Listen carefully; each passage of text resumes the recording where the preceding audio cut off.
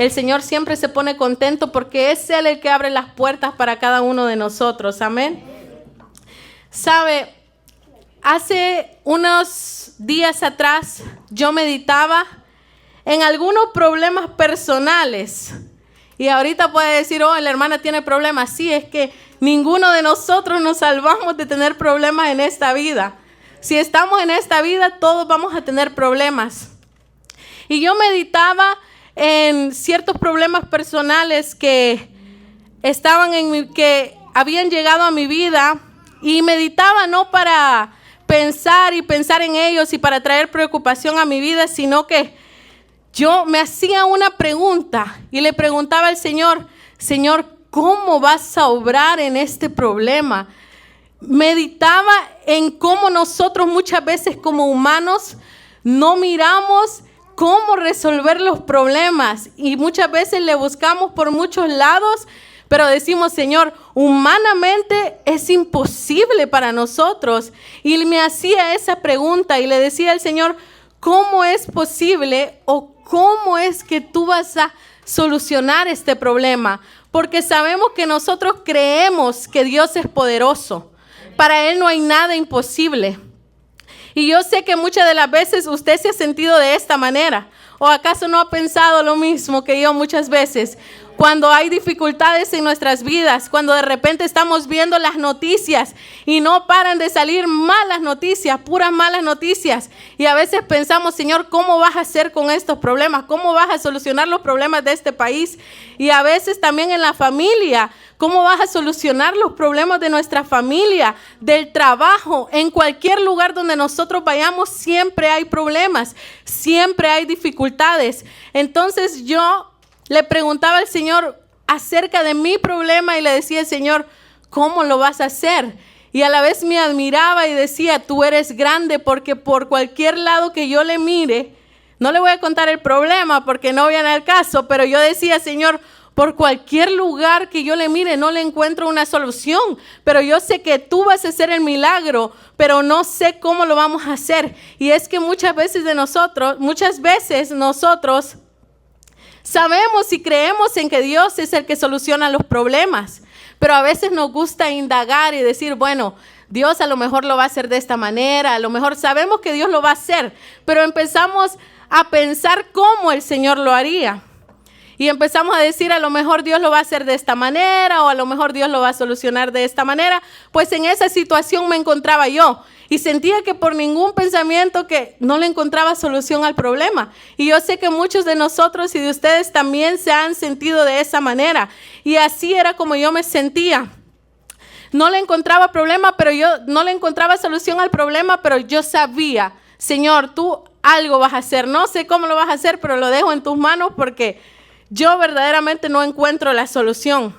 Yo me sentía de esa manera hace unos días y dejé eso a un lado y empecé a sentir en mi corazón leer la carta de Corintios, la primera carta de Corintios, sin darme cuenta, sino que hasta después que la leí, sin darme cuenta que en la primera carta de Corintios, Pablo aborda un sinfín de problemas. En la iglesia de Corintios habían muchos problemas, habían muchas dificultades. Y al leer yo esta carta, después me di cuenta de que fue Dios el que me guió a leer la primera carta de Corintios y a ver cómo Dios, a pesar de todos los problemas que pueden haber en un lugar, en una situación, en la iglesia, en la familia, en el trabajo, Dios siempre puede solucionar los problemas. Y me llenó, y mi corazón se empezó a llenar de mucha paz mientras yo iba leyendo, porque mi corazón se iba llenando de mucha paz y de mucha alegría, porque a pesar de que muchos consideran que la primera carta de Corintios es una carta muy fuerte en la que el apóstol Pablo exhorta, yo podía sentir el amor de Dios. Y me recordó ese versículo que dice que el que Dios ama, Él lo corrige. Entonces empecé a sentir el amor de Dios y empecé a sentir esa paz del Señor, porque yo digo, el Señor se interesa en tu problema y en mi problema, y Él siempre quiere buscar la manera de solucionarlos. Y en esta carta yo me encontré con el amor del Señor. Aprendí mucho acerca del amor. Aprendí mucho acerca de cómo Dios soluciona los problemas. Y por eso leímos en la carta, en el capítulo 13, el versículo 4 de Corintios, donde dice que el amor es paciente y bondadoso. Todos estos versículos me explotaban mi cabeza, porque yo decía, wow, entendí que Dios no es como ese mago que simplemente va a solucionar nuestros problemas y así hoy estamos mal y ya mañana estamos bien. Dios es un Padre que nos enseña y que nos involucra. Y miraba cómo Dios le enseñaba a esta iglesia y a cada uno de nosotros y a todas las personas que nosotros podemos formar parte de las soluciones del problema. Muchas veces nos sentimos los ocasionadores del problema, pero Dios no nos mira de esa manera. Dios nos mira como la solución de los problemas. Y el Señor nos quiere tomar en cuenta y nos toma en cuenta. ¿Y cómo podemos solucionar? ¿Cómo podemos ser la solución de los problemas en este mundo, en esta vida? Era una pregunta que venía a mi cabeza y yo quiero que usted se haga la pregunta. ¿Alguna vez ha pensado usted cómo podemos ser la solución? ¿Cómo es que nosotros podemos ser la solución para este mundo? ¿Cómo es que nosotros podemos traer soluciones a las necesidades y a los problemas? Pues Dios nos enseña que a través del amor, nosotros, a través del poder de Dios y del amor que Él nos da, nosotros podemos traer muchas soluciones a muchos problemas. Mire, ¿alguna vez se ha puesto a pensar? Mire lo que dice el versículo 4. ¿Alguna vez usted se ha puesto a pensar cómo nosotros nos ahorraríamos tantos problemas si fuéramos más pacientes y bondadosos? ¿Alguna vez usted se ha puesto a pensar cuántos errores y cuántos problemas y dificultades nos ahorraríamos en nuestra vida si no fuéramos celosos ni orgullosos? ¿Cuántos? Es que el problema de la vida y el problema del mundo son todas estas cosas que está mencionando aquí. Si por lo menos no fuéramos tan ofensivos. ¿Cuántos problemas en los matrimonios y en los hogares pudiesen solucionarse si no fuéramos ofensivos? ¿Cuántos problemas en las iglesias, en las familias, en la comunidad pudieran solucionarse si dejáramos de pedir que las cosas se hagan a nuestra manera y a nuestro antojo? ¿Cuántos problemas se solucionarían en su vida, en su trabajo, en mi trabajo, si no lleváramos un registro de las ofensas recibidas? A través de estos versículos el Señor me enseñaba tanto. Y yo digo, el Señor es poderoso y misericordioso para con nosotros. El Señor nos enseñó en carne viva, en carne propia, lo que es el amor. Él se entregó por nosotros, aún nosotros siendo pecadores.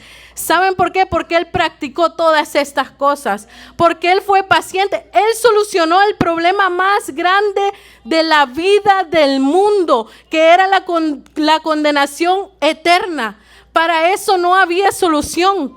La Biblia dice en Isaías que aunque nosotros hubiésemos hecho actos de justicia para tratar de acercarnos al Señor, iban a ser como trapos de inmundicia delante de Él. No íbamos a poder.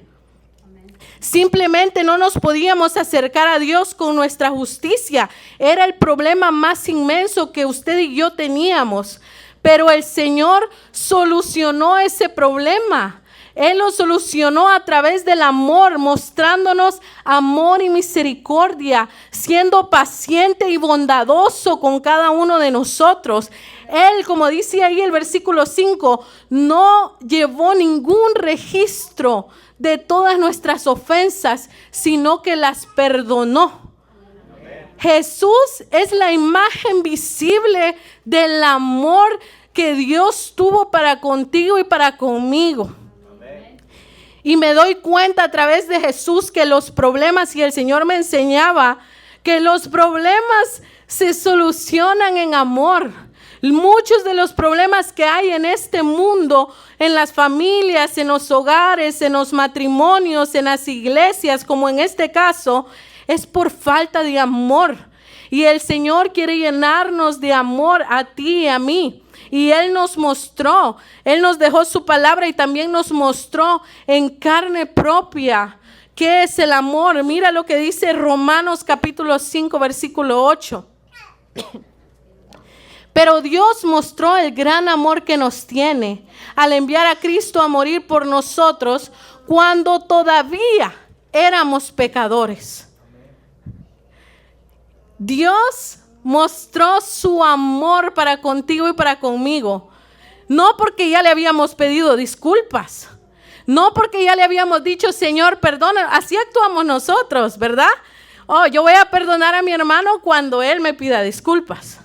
Oh, yo voy a perdonar a mi hermana cuando él me pida disculpas. Yo me voy a llevar bien con mi compañero de trabajo cuando él cambie. Y así es como nosotros actuamos, pero el Señor nos enseñó que esa no es la manera en que las cosas cambian, en que los problemas se solucionan. Mientras nosotros estamos esperando, también el otro está esperando que nosotros nos disculpamos, porque así pensamos nosotros en el mundo. Pero Dios no nos mostró eso, el Señor nos mostró. Y en este versículo que leímos dice de que Dios nos mostró el gran amor que Él nos tiene al enviar a Cristo a morir por nosotros cuando todavía éramos pecadores, cuando aún no le habíamos pedido perdón, cuando aún nosotros no nos habíamos arrepentido, ya Él ni siquiera habíamos nacido, cuando ya Él nos había perdonado, ya Él había muerto por ti y por mí. Ese es el amor de Dios. El Señor ya había solucionado todos nuestros problemas y nosotros ni nos habíamos dado cuenta, y lo había hecho a través del amor. Entonces el Señor me mostraba cómo Él puede cambiar las cosas y cómo Él cambia las cosas a través del amor. Y Dios quiere que nosotros actuemos de la misma manera. El Señor dijo que iban a reconocer a sus discípulos cuando se amaran unos con otros. Eso es lo que dijo el Señor. Cuando nosotros nos amamos unos con otros, eso es lo que nos hace verdaderamente hijos de Dios. Eso es lo que nos hace seguidores de Cristo, porque practicamos las mismas cosas que Él practicó. La carta dirigida a los Corintios aborda muchos temas relacionados con problemas y discusiones. Pablo escribió esta carta porque habían muchos problemas en la iglesia de Corinto, y muchas de las razones de los problemas era porque la ciudad de Corinto era una ciudad que se categorizaba como cosmopolita, que significa que habían muchas personas de diferentes nacionalidades, de diferentes culturas y de diferentes razas, religiones y creencias. Eso es lo que hace que una ciudad sea cosmopolita, que hayan muchas nacionalidades, muchas personas. Para ponerle un ejemplo, en esta época, en esta era, una de las ciudades que se considera cosmopolita es Nueva York, por la cantidad de diversidad de personas y de culturas.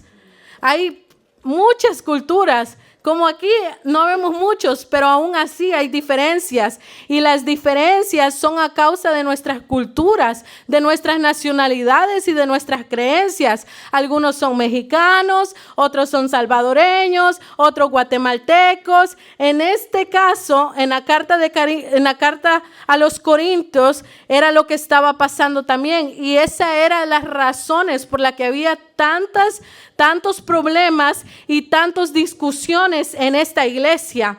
Habían judíos, griegos, gentiles, había muchas personas y cada cual tenía su creencia y su idea. Pero Dios nos unifica a todos, porque la muerte de Jesús fue para todo el mundo, universal. Es en Jesucristo que nosotros podemos recibir la unidad. Entonces, estos hermanos estaban en el proceso de poder unificarse, y esta es la intención con la cual Pablo escribe esta carta, para tratar de arreglar algunos problemitas que estaban generando divisiones, problemas, dificultades en la iglesia. Y vamos a tocar algunos de los problemas y vamos a ver cómo Pablo trajo soluciones a través del Espíritu Santo y a través del amor. Él abordó muchos problemas, pero también abordó las soluciones. Él no solo les señaló los problemas, como hacemos algunos, ¿verdad? No solo señaló los problemas, sino que también les dio las soluciones. Porque el Señor no solo nos dice el problema. ¿Cuántos lo creen? Dios no nos dice solo en lo que estamos fallando, sino que también nos ayuda a mejorar, nos da la solución para poder mejorar en lo que estamos fallando.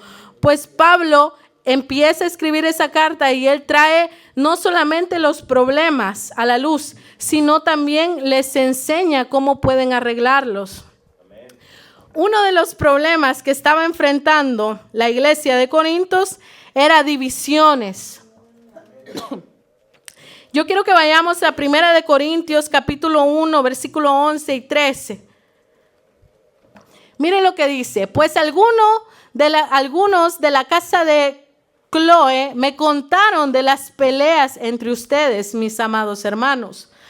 Algunos de ustedes dicen, yo soy seguidor de Pablo. Otros dicen, yo sigo a Apolos. O yo sigo a Pedro. O yo sigo únicamente a Cristo.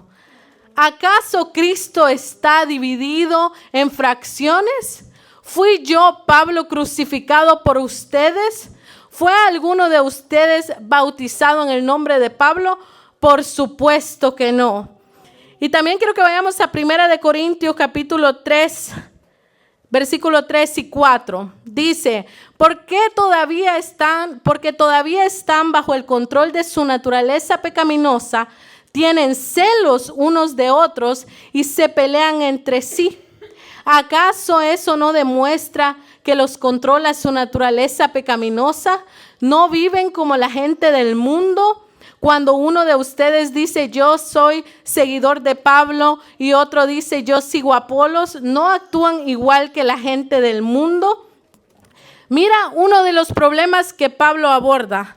En la iglesia de Corintios las personas se habían dividido y habían hecho sus grupitos y decían, no, a mí me gusta con Pablo. No, los otros, a mí me gusta con Apolos. Y otros no, a mí con ninguno. A mí me gusta con Cristo. Y quiérase o no, Pablo les dice, ustedes están todavía pensando como el mundo piensa.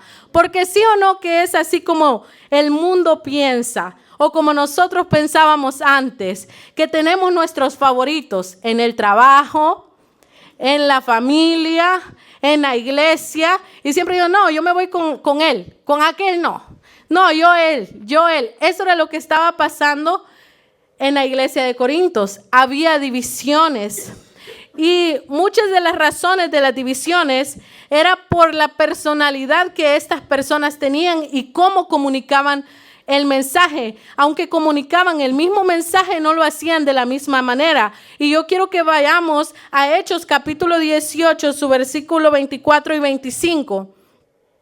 Dice que mientras tanto un judío llamado Apolos, un orador elocuente. Aquí da las descripciones de cómo este hombre predicaba. Dice que era un orador elocuente, que conocía bien las escrituras. Llegó a Éfeso desde la ciudad de Alejandría en Egipto y había recibido enseñanzas en el camino del Señor y les enseñó a otros acerca de Jesús con espíritu, ¿qué dice? Entusiasta y con precisión. Sin embargo, él solo sabía acerca del bautismo de Juan. Aquí podemos ver cómo Apolos comunicaba el mensaje. Podemos ver cómo él era su personalidad entusiasta, con precisión, y dice que era un orador elocuente. No como nosotros que a veces nos trabamos, ¿verdad? Cuando predicamos. Pero no, él era un orador elocuente. O sea, yo me imagino a ese hombre con unas palabras, no sé, muy elocuentes, muy sabias. Pero él hacía una cosa. a su manera predicaba a Cristo. Y eso era lo importante. Ahora quiero que vayamos a 1 de Corintios, donde Pablo habla de cómo él le comunicó el mensaje a ellos. 1 de Corintios, capítulo 2, versículo 4. Pablo decía, y mi mensaje y mi predicación fueron, ¿qué dice? Muy sencillos. En lugar de usar discursos ingeniosos y persuasivos, confié solamente en el poder del Espíritu Santo. Entonces aquí podemos ver cómo Pablo, él dice, Pablo sabemos que era una persona estudiada de mucha letra, pero él dice que su mensaje fue muy sencillo. Pero también vemos que Apolos predicaba de otra manera. Entonces, esta era una de las razones por las cuales los corintios, como les digo, eran de diferentes nacionalidades, diferentes culturas, diferente posición económica, y por eso era que tenían su favorito. Oh, no, a mí me gusta más cómo habla él, me gusta más como él, pero esto había generado pleito y división en la iglesia, y eso era algo que a Dios no le agradaba, y eso es algo que Dios quiere enseñarnos a cada uno de nosotros, que Dios quiere unidad en nosotros. La solución que Pablo les da para abordar este problema la encontramos en 1 de Corintios capítulo 1 versículo 10. Pablo les dice, ya tocamos el problema, hoy vamos con la solución. Y Pablo les dice, amados hermanos, les ruego por la autoridad de nuestro Señor Jesucristo que vivan en armonía los unos con los otros, que no haya divisiones en la iglesia. Por el contrario, sean todos de un mismo parecer, unidos en pensamiento y propósito. Ese era el consejo que Pablo les traía, y vivir en armonía y tener un mismo parecer, un mismo pensamiento y un mismo propósito, que es lo que debería de tener la iglesia, un mismo propósito, salvar las almas y que las personas conozcan de Cristo. Esto iba a traer unidad para con ellos. Amén. Y también en 1 de Corintios capítulo 3, su versículos 5 y 6, también Pablo les dice, después de todos, ¿quién es Apolos? ¿Quién es Pablo?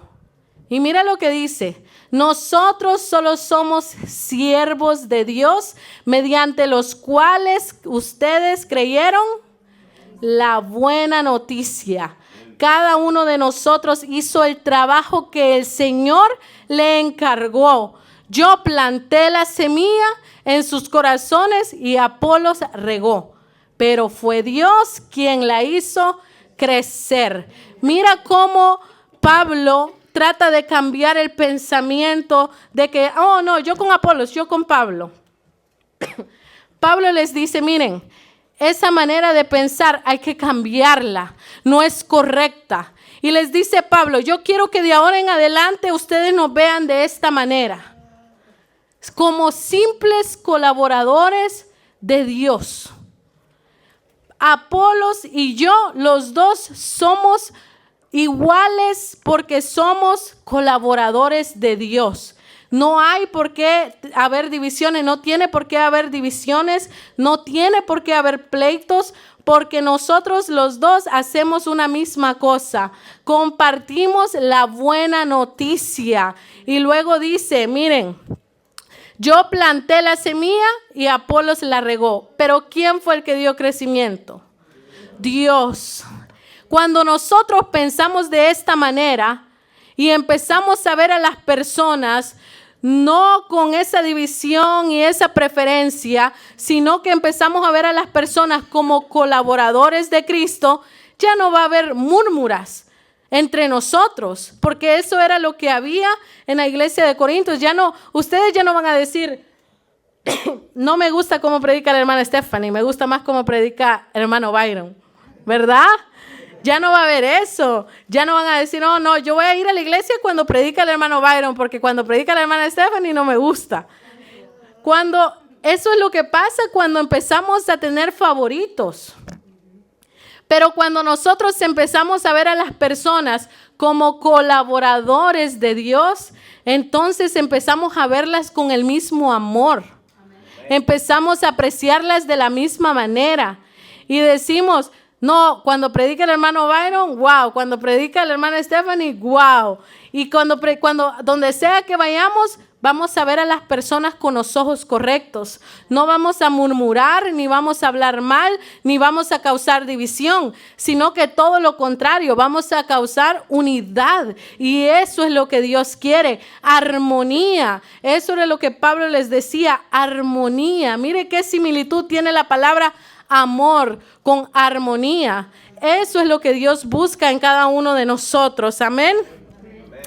Entonces, ese era uno de los problemas que Pablo abordó en esta carta de los Corintios, pero ya vimos que el amor es el que trae esa armonía y que las cosas pueden cambiar cuando empezamos a ver las cosas de manera correcta y empezamos a ver a las personas con un mismo valor, porque si no, empiezan a haber divisiones, ¿verdad? Y en esta iglesia no vamos a permitir que hayan divisiones. Usted dígale, Señor, ayúdame a ver a cada persona con esos ojos de amor para que pueda haber armonía. Amén. Amén, aleluya. Uno de los siguientes temas que Pablo abordaba, el número 2 que yo quiero abordar, era la desigualdad y el egoísmo. Esto era uno de los problemas que también la iglesia estaba enfrentando y que en el mundo, y que no importa en aquella época, en esta época, sí o no, que siguen siendo un problema para nuestras vidas, un problema para la comunidad y un problema para las familias, la desigualdad y el egoísmo. Mira lo que dice Primera de Corintios capítulo 11, versículo 20 al 22. Cuando ustedes se reúnen, la verdad es que no les interesa la cena del Señor, pues algunos se apresuran a comer su propia comida y no la comparten con los demás. Como resultado, algunos quedan con hambre, mientras que otros se emborrachan. Mira cómo el egoísmo y cómo la desigualdad había entrado en esta iglesia. Mira cómo la desigualdad puede destruir, cómo el egoísmo puede destruir las iglesias, la comunidad, la familia, cuando actuamos de esta manera. Los corintios, cuando venían y tomaban la Santa Cena como nosotros la conocemos, habían unos que tenían más dinero y otros que eran más pobres. Pero los que tenían más dinero no pensaban en compartir con su prójimo, sino que ellos sí llevaban el banquete completo. Mientras que dice ahí que otros se quedaban con hambre. Y este es un problema, tal vez nosotros nos podemos admirar, wow, esos son los problemas de esa iglesia. Muchas veces en la iglesia universal, en general y en las congregaciones, hay el mismo problema. Sí o no, a veces somos egoístas. Sí o no, a veces nosotros estamos bien y no nos importa el vecino. Sí o no, porque la iglesia somos todos nosotros. Sí o no, muchas veces nosotros tenemos el banquete y no nos importa cómo las demás personas la pasan. Esto era lo que estaba pasando en la iglesia. Esto era lo que estaba pasando. Había desigualdad y egoísmo. Y la cena del sacrificio era una reunión para recordar el sacrificio de Jesucristo. Imagínense que a ellos no se les quitaba el egoísmo, pero ni cuando iban a tener la cena del Señor. La Santa Cena, ustedes saben que lo hacemos para recordar la muerte de Jesucristo y el valor que tuvo su cuerpo y su sangre, su nuevo pacto. Entonces, para esto era que ellos se tenían que reunir, pero no era lo que hacían. Verdaderamente ellos lo hacían simplemente para comer, para celebrar, y los demás no me importan. Pero no era esa la razón. Entonces muchas veces nosotros pensamos de esta manera, y ese es un pensamiento del mundo, el egoísmo, donde nosotros a veces somos egoístas y no nos importan las demás personas. Eso era lo que estaba pasando, y ese era un problema muy grave que Pablo quería solucionar. ¿Y cómo lo quería solucionar? Demostrando de que cada uno de nosotros tenemos el mismo valor. En la cena, en la Santa Cena, nosotros recordamos que Jesús murió por todos. Jesús no murió por los ricos solamente, ni tampoco solo por los pobres, ni tampoco por los enfermos solamente y por los sanos, no. Jesús murió por todos, porque todos estábamos destituidos de la gloria de Dios. Dios no pensó como el mundo piensa. Dios piensa diferente. El mundo piensa que conforme a cuánto tú tienes, eso es lo que vales. Eso es lo que piensa el mundo. A ti te trato de buena manera, pero a los homeless no los trato igual porque ellos no tienen nada. Dios no hizo de esa manera. Tanto nosotros como los homeless hemos sido necesitados. Todos estamos necesitados de Cristo, de su sacrificio y de su salvación. Así que la solución, mira lo que dice 1 Corintios capítulo 12, su versículo 13. Entre nosotros hay algunos que son judíos y otros que son gentiles. Algunos son esclavos y otros son libres. ¿Pero qué dice? Pero todos fuimos bautizados en un solo cuerpo por un mismo espíritu y todos compartimos el mismo espíritu. Aquí Dios dijo no, aquí no hay desigualdad. Aquí todos fuimos bautizados en un solo cuerpo y por un mismo espíritu. Cuando nosotros pensamos de esta manera, hermanos, ya no miramos a nuestra hermana, aunque nos caiga mal, a nuestra vecina, ya no la miramos con los mismos ojos. La miramos con el valor que Jesús le ha dado, porque entendemos que fuimos bautizados por un mismo espíritu y que todos compartimos el mismo espíritu. Amén, el espíritu de Dios. También mire lo que dice 1 Corintios capítulo 12, su versículo 27. Todos ustedes en conjunto son el cuerpo de Cristo y cada uno de ustedes es parte de ese cuerpo. También Pablo les dice, cada uno de ustedes forma parte de un solo cuerpo. Y así como el cuerpo tiene diferentes miembros, así somos cada uno de nosotros, aunque tenemos diferentes capacidades, aunque algunos somos ojos, otros somos orejas, otros somos manos, pero Pablo aborda ese tema en Corintios y les dice todos forman parte de un mismo cuerpo. Y cuando le pasa algo a una parte, cuando a usted se golpea el pie, le duele todo, ¿sí o no? Todo su cuerpo sufre. Y eso es lo que dice Pablo. Cuando a alguien de ustedes le pase algo, todos deberíamos sufrir, porque todos formamos parte del mismo cuerpo. E incluso dice, hasta incluso las partes menos decorosas son las que más protegen, dice Pablo. Son las que más cuidan. Y dígame si no, que las partes más que a veces nosotros más vergüenza tenemos son las que más cubrimos. ¿Por qué? Porque siempre las protegemos, porque las consideramos valiosas. De igual manera, cada uno de nosotros somos valiosos para el Señor, porque cada uno de nosotros formamos parte del cuerpo de Cristo. Y dígame si sí o no, cuando empezamos a pensar de esta manera, como que ya no miramos a mi hermano tan diferente que yo, sino que empezamos a tener ese amor y a decir, no, mi hermano forma parte del mismo cuerpo. Y si algo le duele a él, también me duele a mí. Eso es lo que Dios quiere, que nosotros tengamos ese amor por cada uno de nosotros. Y uno de los últimos que voy a tocar, que quiero tocar ya para ir terminando, otro problema que también Pablo abordaba, era el pensar que creer en Jesús no requiere un cambio en nuestra manera de vivir. Para eso quiero que vayamos a 1 Corintios capítulo 10, versículo 1 al 5. Dice, amados hermanos, no quiero que se olviden de lo que les sucedió a nuestros antepasados. Hace mucho tiempo en el desierto, todos fueron guiados por una nube que iba delante de ellos y todos caminaron a través del mar sobre la tierra seca.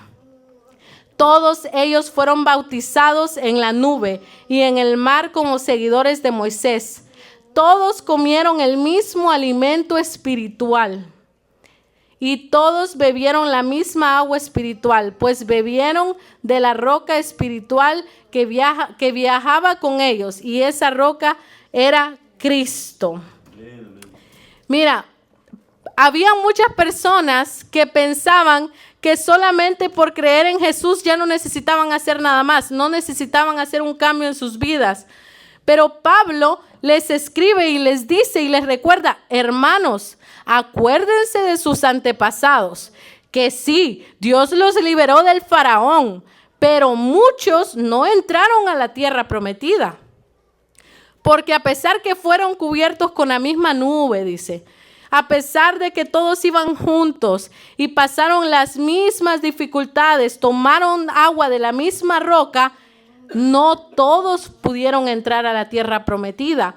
¿Por qué? Porque más adelante en los versículos él dice de que ellos no cambiaban su manera de vivir, seguían teniendo prácticas inmorales y seguían desobedeciendo a Dios. Y eso es algo que muchas veces se piensa en este mundo, que nosotros no necesitamos cambiar nuestra manera de vivir, que solamente creer en Jesús y ahí basta. Pero Dios nos exhorta constantemente a cambiar nuestra manera de pensar, porque el Señor nos ha dado la oportunidad de poder cambiar, la oportunidad de mejorar y de demostrar cuánto le amamos. Por ende, tenemos que dejar nuestra vieja manera de vivir. ¿Y cómo podemos hacer todas estas cosas? Ya voy terminando. La pregunta es, hermana, ¿cómo podemos dejar todas estas cosas? Y vuelvo a lo que le decía al principio.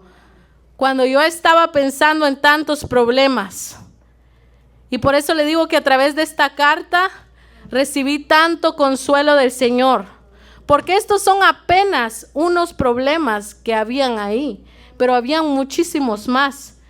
Pero la solución siempre el Señor se las daba, y era a través de la transformación en nuestro interior, a través del amor. Y por eso quiero que volvamos a la primera cita bíblica, donde Pablo les escribe acerca del amor y les dice que el amor es paciente, que el amor no es celoso, ni fanfarrón, ni orgulloso, ni ofensivo. No exige que las cosas se hagan a su manera. No se irrita ni lleva un registro de las ofensas recibidas. No se alegra de la injusticia, sino que se alegra cuando la verdad triunfa. El amor nunca se da por vencido, jamás pierde la fe, siempre tiene esperanza y se mantiene firme en toda circunstancia. Es a través del amor. Si usted se fijó, cada solución a los problemas que nosotros podamos tener, sea en nuestras vidas, en nuestras familias, en nuestras iglesias, en nuestros trabajos, la única solución va a ser amándonos unos con otros y practicando lo que Jesucristo practicó: el amor, el no sentir esos celos, el poder compartir todos juntos en armonía, pensar correctamente. Dios quiere que nosotros nos amemos. Dios quiere hacernos parte y nos ha hecho parte de la solución que este mundo necesita. Este mundo está lleno de problemas, las familias están llenas de dificultades, allá afuera hay dificultades en los trabajos, y nosotros, tú y yo, donde sea que vayamos, podemos ser la solución. Jesucristo nos ha dado su Espíritu. Él nos ha enseñado cómo obrar a través del amor. Él nos enseñó en carne propia, y a través del amor podemos cambiar vidas. A través del amor podemos transformar familias, podemos transformar nuestro trabajo. Pero no, muchas veces decimos: ay, Padre, que se vaya la señora que me cae mal del trabajo. Dios no quiere eso. Dios quiere que nos amemos los unos con los otros. Dios quiere que nos honremos. Mira lo que dice Primera de Juan capítulo 3 versículo 14 y 15.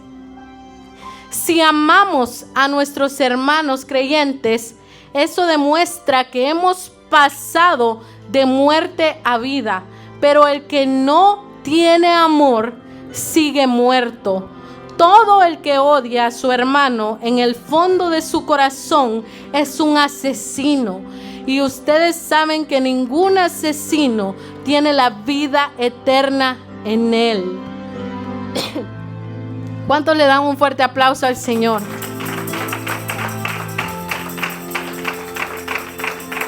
¿Cuántos queremos pasar de muerte a vida? Amén. ¿Cuántos queremos vivir y no morir? Amén. El amor, cuando amamos a nuestros hermanos. Mira lo que dice Primera de Juan capítulo 2, versículo 9 y 11. Si alguien afirma, vivo en la luz, pero odia a otro creyente, esa persona aún vive en la oscuridad. El que ama a otro creyente vive en la luz y no hace que otros tropiecen. Pero el que odia a otro creyente todavía vive y camina en la oscuridad. No sabe por dónde ir, pues la oscuridad lo ha cegado. Mira lo que hace el amor, pero mira lo que hace lo opuesto al amor: el rencor, el odio. Yo creo que cada uno de nosotros queremos vivir en amor. Y si usted dice, es que hermana, siento que no puedo, no se preocupe, pídale ayuda al Señor. Tome el paso. Aprendimos que el amor no es un sentimiento. A veces nosotros decimos, no, es que yo siento que no la amo. El amor no es un sentimiento. El amor son decisiones que Dios quiere que nosotros tomemos. El amor son decisiones de decir, no voy a ponerme celoso. No voy a llevar un registro de todas las faltas. Voy a pedir perdón. Eso es el amor. El amor nunca ha sido un sentimiento. El amor ha sido una decisión. El Señor no solo sintió que nos amaba, Él vino y murió por nosotros. Amén. También mira lo que dice Primera de Juan, capítulo 4, versículos 10 y 12. En esto consiste el amor verdadero, no en que nosotros hayamos amado a Dios, sino que Él nos amó a nosotros y envió a su Hijo como sacrificio para quitar nuestros pecados. Queridos amigos, ya que Dios nos amó tanto, sin duda nosotros también debemos amarnos unos a otros. Nadie jamás ha visto a Dios, pero si nos amamos unos a otros, Dios vive en nosotros y su amor llega a la máxima expresión en nosotros. Mira qué poderosa es la palabra del Señor. No hemos visto a Dios, pero cada vez que usted y yo tomamos la decisión de amar, dice que Dios está entre nosotros y que su amor está llegando a la máxima expresión entre nosotros. Si actuamos de esta manera, hermanos, no hay duda que Dios está con nosotros. Podemos hacer muchas cosas, podemos brincar en la iglesia, pero si no nos amamos, si no amamos a nuestros compañeros de trabajo, si no amamos a nuestras esposas, a nuestros esposos, si no amamos a nuestros vecinos, Dios no está ahí. Pero si nos amamos, si demostramos y accionamos con amor, recuerda, cada acción de amor que se hace, Dios está ahí, porque eso es lo que Dios es. Dios es amor. La palabra de Dios dice que Él es amor. Aleluya, gracias Jesús. Así que hermano, cada vez que usted vaya al trabajo, en su día a día, no solo en la iglesia, aquí en la iglesia venimos a aprender, pero allá afuera es donde ponemos en práctica. También aquí en la iglesia, pero allá afuera, hermano, allá con su familia, con las personas que usted mira en la calle, Cuando vaya a la tienda, cuando vaya a su trabajo, recuérdese que el amor nunca ha sido un sentimiento. El amor ha sido una decisión. Y recuérdese de esta prédica y diga: Dios, ayúdame a amar, ayúdame a perdonar, ayúdame a no ser orgulloso, ayúdame a no llevar un registro de las ofensas, ayúdame a hacer todo lo que necesito para amar. Y créame que Dios lo va a ayudar. Amén. Así que pongámonos sobre nuestros pies, hermanos.